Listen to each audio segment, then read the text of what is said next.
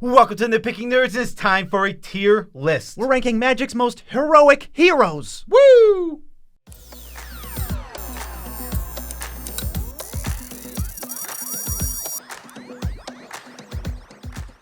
I'm your host, Joe Cherries. I'm your host, Beezy, and that makes us the Nitpicking Nerds. We make videos every single day, and if you want to join the ranks of the real heroes, there's patrons scrolling, and you can join them in the Patreon link in the description. We love our patrons as much as we can without making them uncomfortable. Seriously, you guys are the lifeblood of this channel. Go join them to make this channel bigger, better, faster, stronger, all of those things. If you want to support us indirectly, one of the best ways to do that would be our TCG Player affiliate link. Go there, buy the cards you were going to buy anyway, because we all know you're not watching this video if you're not buying Magic cards. That's just not happening. So you can go buy those cards using our link. We get a kickback, and this channel gets bigger, better, faster, stronger. Yeah, and Dragon Shield's got a link, EU or US, in the description. Go buy the best sleeves in the multiverse. Good sleeves. And when you buy them for the normal price, we get a kickback, and you're supporting the channel. Boom, just like that. And this video is sponsored by Moxfield, as are all of our videos and the entire channel. And if you see this mid-roll ad coming, I will personally thank you. You're going to thank them? I don't know. I was going to say something real, but then I'm like, well, I don't want to tie myself down. Yeah, that's fair. That's fair. So, what else? What else? Happy birthday. Happy birthday to everybody whose birthday is today. You deserve it. You know what? You're spending your birthday with us? Treat yourself. Thank you. Thank you so much. So, what is today's video, Beezy? It's the heroes of MTG. We've done a villains tier list in the past. I figure, let's bust out the heroes. I think this is some of the most iconic heroes, whether they're planeswalkers or regular creatures, part of the main storyline, or maybe even the side characters. So I think this is a pretty good selection from across all Magic. Yeah, I do too. So let's pull in the computer and let's get tiny. Now that we are itty bitty, we can start this tier list. Beezy, who is the first one? The first one, alphabetically, of course, is Agris Koss, Wojek veteran. This is an older character that I had to do research on. He, it turns out, might be one of the most heroic people on here, at least in terms of like a planer, you know, sticking to one plane. So first of all, I didn't really know this, but he's like the old grumpy cop who like hates rookies and is like about to retire. Like that's him. Very classic. He also has a drinking problem. So like literally just stereotypical like cop in the movies. He stopped some kind of like massive conspiracy when he was a regular Wojek person. Then he gets promoted and then he retires. And then after he retires, he stops some like big planar threat from some dude who's like breeding dragons or something. Then he dies and they bring his spirit back. And then his spirit is what stops like Momir Vig and Experimental Kraj from like running all over the place. And then they bring his spirit back again, and he like works for the Azorius Senate. This dude is like a house. Okay, really, really random. I don't really know anything. I never really knew anything about this character. I'll let you grade him because this is a character that everything I know about him was just learned right now. I'm gonna give him an A. I mean, this guy doesn't really get much more heroic, and I love the cop stereotype. All right, fair enough. All right, let's go on to the next one. It's a Johnny. What has a Johnny done? A Johnny is a cat. Yes. That's it. Well, And he has made furries very happy. Okay. Across. That's pretty neutral. I don't think that's very heroic. He That's fought Nicol super Bolas heroic. and won. He did. He fought Nicol Bolas, made a clone of Nicol Bolas, and that clone fought Nicol Bolas, and they kind of like drew and. He was so heroic that WotC doesn't even want to acknowledge that happened. Yeah. Johnny also has been just, he was part of the Theros saga with Elspeth, and he was really upset when. Yes, Elspeth died. They're like BFFs. And if we can recall back to Aether Revolt, he cut the net that somebody threw at an innocent bystander on heroic intervention. So that's pretty big. That was extremely heroic. It was evil. One of the most heroic interventions that ever could happen. Also, they shot a net at the Gatewatch. Do you think that was going to stop a bunch of magical beings? Net gun. Here comes the Gatewatch is just standing there. No, a net, our one weakness. Oh, Johnny, quick, save them. And he's just, bah. What do you want to give a Johnny? I mean, he's been all over the place. I don't think he's ever really been like, aside from Alara, he's never really been the main force stopping anyone. I give him an A. I like a Johnny a lot. I think he's a good hero. Also, he's like, my friends are my strength. Check his arena quotes, because they are boring. Now do you see the benefits of pizza? Yeah, that is one of them. All right. Chandra Nalaar, you may know her as one of the most iconic characters in the entire game. She's the main character of like Kaladesh. She's trying to stop Tezzeret. They got beef. She saved her mom. She saved like the the citizens, I guess, with the revolt, the revolt. So I think Chandra's a good character. I think she's written poorly in a lot of ways. She killed Ulamog and Kozilek. She, Chandra's defeat didn't happen in the book. Like, it's just, like, bad writing. It's like, why is Chandra's defeat, why is that card not actually Chandra's victory at all in the book? You mean Chandra's triumph? Triumph of something. Yes, that's Chandra's triumph. I think right, that event never occurs. That event doesn't. No, it does occur. It's Lazav with a flamethrower. It is Lazav with a flamethrower, which doesn't actually impact Chandra's heroism at all. I mean, she's got to be like an S, right? Yeah, I think so. She killed the Eldrazi. That's like huge. She's also bisexual. Which give that actually has no impact on how heroic someone is. Very heroic. Very heroic. She came out of the closet. That's tough. That's tough work. But wizards put her back in the closet. Yeah, but then she came back out again. That's how strong she is. Twice. She refuses to stay in the closet. They shoved her in and she broke out. All right, Elspeth Tyrell. This is like the best Magic character, at least as far as I'm concerned. She's fighting Phyrexians. She's fighting like injustice anywhere. She's fighting Heliod. She's fighting for the people of Theros. She's trying to find a home. I mean, this seems like the S-iest of S tiers to me. Yeah, I mean, Elspeth is super awesome. She lost her home plane. She wants to fight the Phyrexians. Elish Dorn's scared of her. That's so cool. Did you know there's a new Phyrexian story? Because I haven't read it yet. Yeah, it's Elish Norn being scared of Elspeth. That's what the whole story is? Spoiler alert. Okay, and Ashiok's in it, right? Ashiok's in it. Okay, I didn't read it. Okay, I just know that she is scared of Elspeth. Yes, that was also revealed in the new Capenna. Yeah. So, I mean, what else is there to say about Elspeth? I mean, she killed Pelucranos also. She was killed by Heliod after doing his bidding, and then she came back from the dead. And got him trapped under a giant boulder. Yeah, and now she's got to deal with, I guess she crushed Ob Nixilis. She's just out there on New Capenna with a new legendary weapon as she gets every set. She's got 17 to choose from. Let's go to Freyalise, Llanowar's Fury, or just Freyalise is probably what she was known as. She was one of the 9 Titans to help seal all those, like, planar rifts on Dominaria, and she gave her life to seal one on, I think. Was it Llanowar? Yeah, I'm going to say it was Llanowar. Probably. It makes a lot of sense that she would give her life to protect Llanowar. Yeah. Don't know much about Freyalise. She gave up godlike planeswalker powers to die to save people. I mean, is that like A territory? I was thinking B. I don't know anything. Maybe she is awesome. It's more. This is obviously. But I mean, that act alone. None of these top 4 have sacrificed themselves. I guess. Agris kind of did. What do you mean? Elspeth was murdered. Well, that's not sacrificing though. She willingly gave her life. I think all of these people would willingly give their life. Maybe. I don't think that's. I think that on this hero list, there's the only one that I don't think might do it is Liliana. Yeah, maybe not. All right, Gerard Capuchin. This is a member of the. Oh man, what's Urza's little weird gene project called? The Legacy? No. Legacy Project. Destiny. Legacy Project. Something.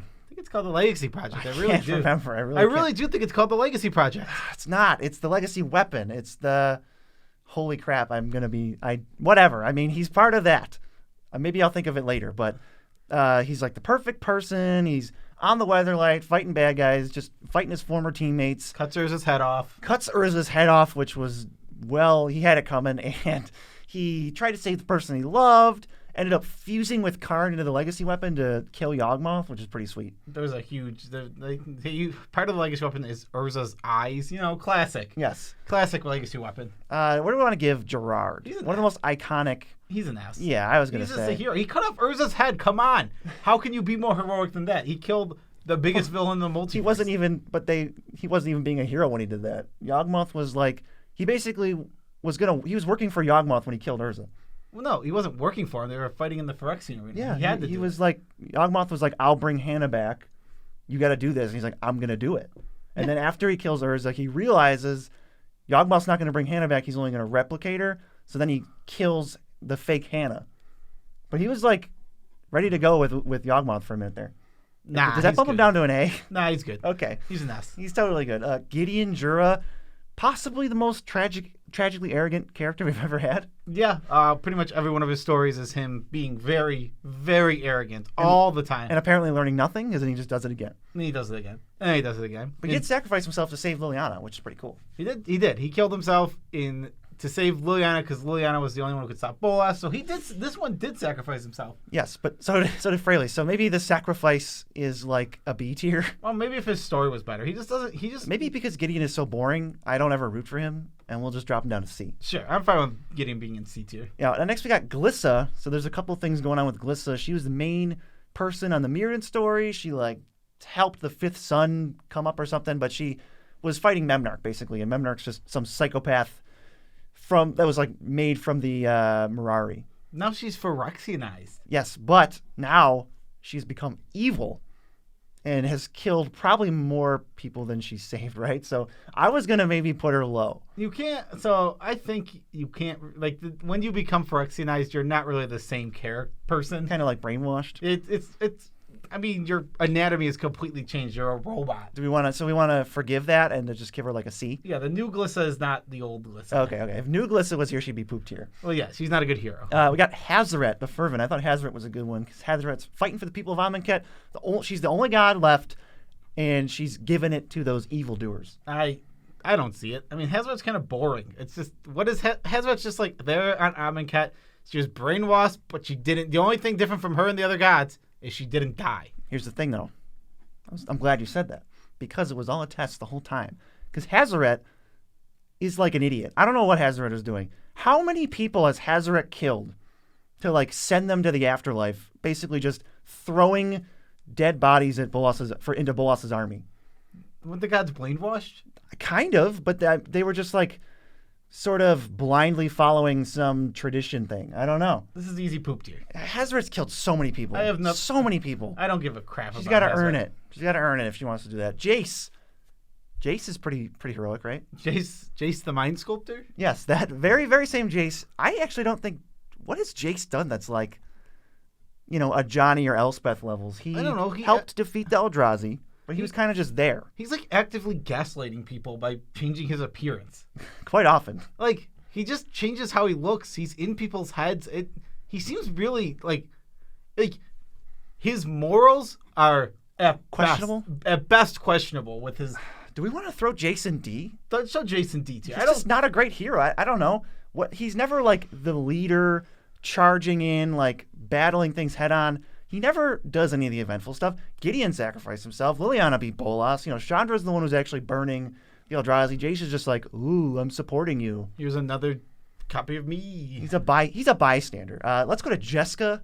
She was just all over the place. I think she fused into like Corona False God with like some other people, and then they might have fused again, and she was like born 3 times basically. She's a planeswalker, and then I think she also died giving her life to those rifts, as far as I know. She was also Phage the Untouchable, right? I think so, yeah. Yeah, I know she was Phage also.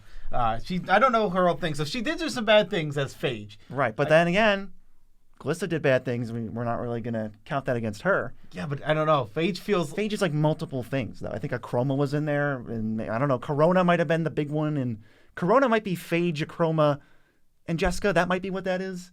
There's so many names, and I'm telling you now I forgot. But I know. We could just put it in C tier. C tier? She's pretty good. Put next to Glissa. Her Planeswalker card's really cool. Yeah, her Planeswalker card's really cool.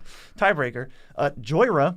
Jhoira was involved in some kind of explosion, and then it like basically just made her live forever. She only ages a couple days every century. How? Why? What? Why is she? What? An explosion? They would like the Thalia. Well, obviously, it wasn't a regular explosion. No. Some machine overloaded and did that. Was it like the time machines? Yeah, it was something like that. It was time related. So she's basically immortal. One of my favorite pieces of lore is she tried to date Joda, but it didn't work out. Yeah, that's one of the best pieces of lore. Really important to the storyline. She didn't really. I don't know if she did much earlier, but she came back, captained the Weatherlight, and then they helped beat Belzenlock. Yeah. What do you think of Jhoira? I think that's a rock solid C. All right. It's not even like the plane's at stake. It's just like, hey, here's a really bad demon dude. Let's get him. All right. So next is Kaito Shizuki. You know this one. Yes, Kaito's awesome. Kaito is in love with the Emperor. He was spying on the Phyrexian, Jingataxis specifically, trying to stop him. And then, he was about to get wrecked. And then, the Wanderer shows up. She's like, cut him in half. Cut Kaito in half? No, she hugged Kaito and cut Jingataxis in half. So Kaito has, fought Tezzeret. He hasn't really won. I don't really consider him a winner.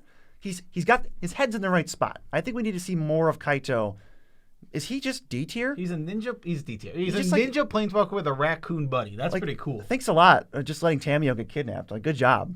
Yeah, you could have stopped it. She has a kid. She has multiple kids. She used Tamio's safekeeping to protect you. We saw that, and you didn't do poop. And she was protecting the reality chip. But he was there. I don't know. That was big fail, Kaito. So it actually left one off this list, but Moxfield.com.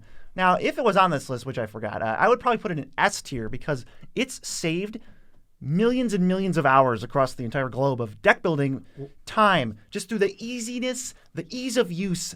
Everything on the site is perfectly streamlined to help you build a deck. Perfectly balanced as all things should be is how I would describe Moxfield.com. That's a reference. That is a reference to something. And some of the great features over there are the folders. Oh, I have all my folders in Joe's decks. I just was organizing them today because I was, I'd retired one of my decks, so I, changed the name, took it out of that folder because I don't want it in there anymore. It's not one of my decks anymore. There's a retired decks folder. Now it's in the retired decks folder. Get out of here. And now, I updated my other list. I love that. I just clicked Joe's decks. That's all my list. That's all my decks there. Yeah, they're the sponsor of the channel for a reason. So go over and use Moxfield right after we're done talking about all these characters, which starts with Karn, who... Karn has done a lot, although we can maybe bring in some of his blunders because he was pretty much sentient Karn the whole time, but he did screw up Mirrodin with the Phyrexian oil. But also he killed Yawgmoth and blew stuff up and saved everybody. Yeah, but I mean, to be fair, I don't think he did anything intentionally wrong. Not intentionally, but dude, wipe your feet. He created a whole plane, and the Phyrex. To be fair, he didn't know how much the Phyrexian oil would corrupt a plane like that. I mean, on a normal plane, Phyrexian oil doesn't just corrupt it. Doesn't do that much. It's like if I take Phyrexian oil and just drop it on a plane, it's gonna probably do nothing. But because Mirrodin's metallic. Yes, it's a metal planet, so for the Phyrexian oil was able to just absolutely corrode it. He's also the pacifist that crushes heads. He's actually just not a pacifist anymore. He gave up his pacifism in Invasion. Yes, he was a pacifist, and he's like, I'm not going to hurt anyone. Now he's like, I'm going to crush skulls with my big metallic hands. Yeah, he was crushing skulls in the War of the Spark novel. Yeah. That's what it was. Karn's got to be A tier or S tier, right? I was thinking B, but, he's one of the greatest heroes. He's still alive. He's still going. He's a robot. Of course he's still alive. check his rap sheet. Check the scoreboard. He's saved a lot of people. He went back in time at one point. I don't remember what he did. He's probably go back in time again with Dominaria United. Maybe, yeah. He might. He just might. Kaya. I put Kaya in here because she's kind of she's heroic, kind of. She fights the bad guys, but I don't think she's a good person. I think she is. I think she wasn't, and I think she is now. I think she's better because she was definitely an assassin for a long time. She was an assassin, but she was killing undead things, which is a weird type of assassin. Imagine, what do you kill? I kill things that have already died. Ghosts. Yeah, I still don't view that as very nice. That's pretty mean. It wasn't. I agree. She was not a heroic person to start, but I think now she's part of the Gatewatch. She took the oath. She's just out there. She was fighting against Vorinclex on Kaldheim. She probably got first wind of the Phyrexians, so I don't know if she told anybody, but I hope she did. She knows where Liliana is. We know that because of the After War of the Spark book. She knows that Liliana's in Double Masters too. Is that yeah? She doesn't know that she found Liliana in Strixhaven, I believe. It knows she's there, but they became friends. They're like, I'm not going to kill you. I think Kaya's an up-and-comer like Kaito. B. Dude, I was going to put her in D, so I guess that means C. I like her. I guess that means C. She needs to save more people so that it offsets the people that she's murdered. She was super murdered. She was around in War of the Spark, helping out Teo. Yeah, she was in the background. Liliana, this is a pretty big one. She's kind of a reluctant hero. Did save Innistrad by holding off Emrakul until Tamio could throw her in the moon. I think Liliana's a crappy hero. Now, I think that she's a good character. Yes. And I think she's... but if we're talking about heroism, she's pretty bad. She's got Kaya's been an assassin, and it's man, Kaya's killed some people. Liliana's been alive for thousands of years and has never been remotely good until Eldritch Moon, basically. Yeah. Or when she met the Gatewatch. Yeah, and she just doesn't do good things most of the time. Usually it's selfish. It's all very selfish. But on War of the Spark, she did do good things. She yes. She kept all the zombies on the streets and didn't make them go in houses. Well, yeah, kind of. She also commanded them to kill everybody, but she was under duress. And she saved Strixhaven. She helped there. She did help on Strixhaven. So this is poop tier. Pooper D. She's done so many bad things. I think she dated Jace, and she was a bad girlfriend too. She's not the best. Nissa. Now Nissa's a weird one because I feel like Nissa's also not a great hero. She hasn't really been there for any of the key moments. She hasn't defeated anyone by herself. And she did basically just release the Eldrazi on a hunch that they would leave Zendikar, which is not very considerate of any life anywhere else and is completely stupid. I mean, Nissa, again, she's just part of the Gatewatch. She's kind of there, but what does she really do? But she also left the Gatewatch. I mean, she came back, but she left? Yeah, she broke her. Pretty scummy. I mean, I just don't know how to judge Nissa. What has she done? I don't know. Exactly.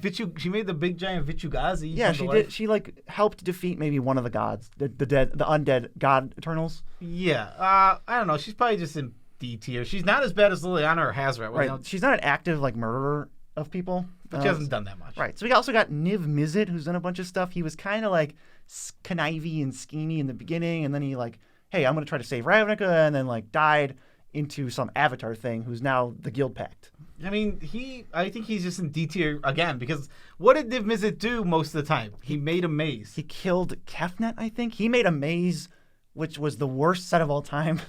The worst standard set. The Niv-Mizzet Reborn part of War of the Spark is awful. It's literally. Oh, you mean that part of the story? It's nothing because it's built up and he doesn't actually stop anyone. I think he gets bodied by someone. He's reborn and then he just gets absolutely. I think he gets wrecked by Bolas right away. Yeah, I think so. So maybe we just throw him at the bottom of D. Yeah, I think he's a D tier. I don't think he's very good. That's a good one. Sisay, Captain of the Weatherlight, the first time around, goes through the entire war, never dies, just never stops being an awesome hero. One of the only members to survive, just kind of dies of old age, I think.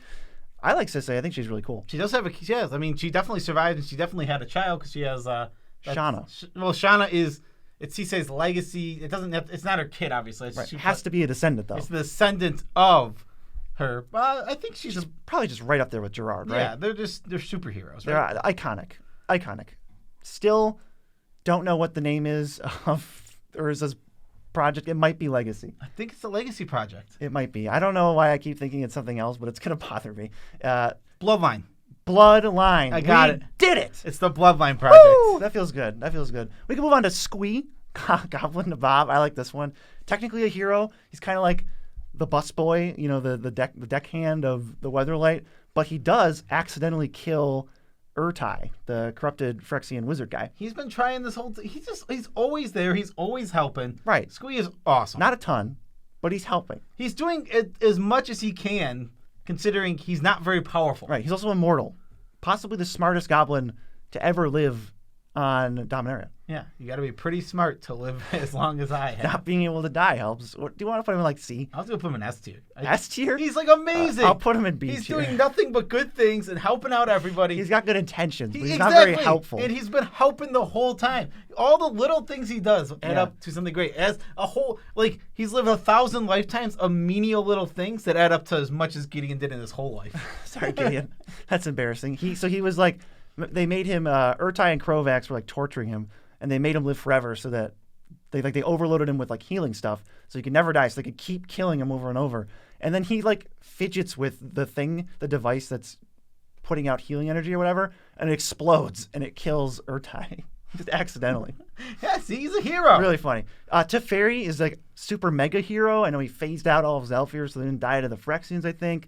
He's been around forever. He slows time around. He goes back and kills Amonkhet zombie soldier babies, I think. Yeah, I mean, if Teferi's powers were ever let loose, it feels like no one could ever beat him. Right, maybe pre-mending Teferi is just unstoppable. Time powers. Never do time powers because you have to nerf the character. Yeah, because time powers are ridiculous. Oh man, Bolas is really causing shenanigans. But he was never born. He's a baby now. Right. I'm just good, baby. I just I'll move his egg from the nest so that he never experiences, the initial. He never knows he's Ugin's brother, and he never sees Lathlis murdered, and just oh, that solves everything. I think the issue is that he phased out Zhalfir very selfishly. True. He was trying to do something good. They're kind of gone. But he literally just phased out a bunch of people who were existing. I think Ren is going to try to help him get it back. Maybe. That's something. Maybe they'll explore that. Teferi's probably an A. Yeah. He's not an S, for sure. He's not an S. We'll put him here. I agree. Thalia, this is your girl. She's awesome. I mean, Thalia is always just fighting for what's right on Innistrad, and she is actually the one who broke the Hellvault, which is one of my favorite stories in all of Magic, is that Liliana being a big jerk. Yeah, like, Liliana not looking good in this story. No, not at all. Liliana being a big jerk wants to kill Gristlebrand because she needs to kill her 4 demons, and one of them is Gristlebrand, who's trapped in the Hell Vault with Avacyn, and obviously they just want to leave Gristlebrand in there, and Avacyn, whatever. It doesn't matter that Avacyn's in there as long as Gristlebrand's not there. I don't even think they know Avacyn's in there. They might not. Whatever, it doesn't matter. Well, Liliana's like, all right, I'm gonna use the zombie army and kill all of your people if you don't break the Hell Vault. So like, it just forces. She made a choice for the greater good. So she has to destroy it. Though, I mean, Gristlebrand does come out, and Liliana does murk him right away. Just annihilate him. Just immediately. And then Avacyn's back. And Avacyn was fine. She was helping the plane, and then, she got kind of corrupted. Yeah, and then, Thalia had to take down, I think Thalia and Sigarda just, teamed up and just started killing a bunch of Eldrazi mutations, and, they killed Bracella, I think, or Sigarda did, and she helped. Yeah, she's just been fighting. She's been on, the right side the whole time, just always fighting for... Unwavering good person. You want to put her in B? I'm good with B. Thalia's awesome. I'm going to put her right here. Okay.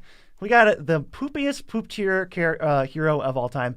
I put Urza on here. He's a protagonist. I wouldn't even call him a hero.